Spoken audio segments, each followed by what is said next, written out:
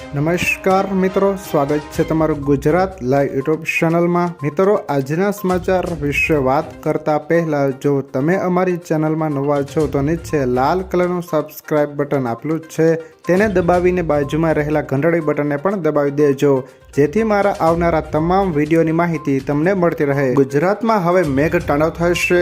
આજથી અતિ ભારે વરસાદની આગાહી। આ જિલ્લામાં પડશે વરસાદ। છેલ્લા 24 કલાકમાં ગુજરાતના 107 જેટલા તાલુકામાં વરસાદ નોંધાયો છે, જેમાં સૌથી વધુ બનાસકાંઠાના પશ્ચિમમાં 2.5 ઇંચથી વધુ વરસાદ નોંધાયો છે, તો દાંતીવાડામાં 1.5 ઇંચથી વધુ વરસાદ આવ્યો છે।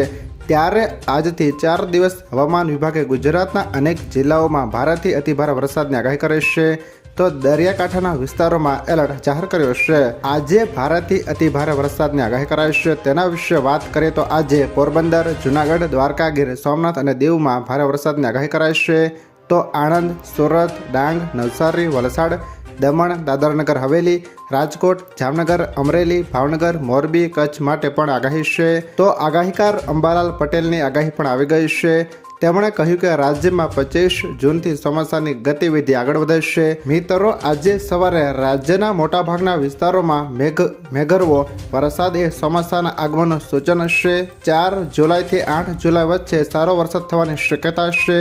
રથયાત્રા દરમિયાન પણ રાજ્યમાં સારો વરસાદ રહેશે। જો મિત્રો આ વિડીયો તમને પસંદ આવ્યો હોય તો લાઈક કરો, તમારા મિત્રો સાથે શેર કરો, અને જો તમે અમારી ચેનલમાં નવા છો તો ચેનલને પણ સબસ્ક્રાઈબ કરી લેજો, જેથી મારા આવનારા તમામ વિડીયોની માહિતી સૌથી પહેલાં તમને મળતી રહે।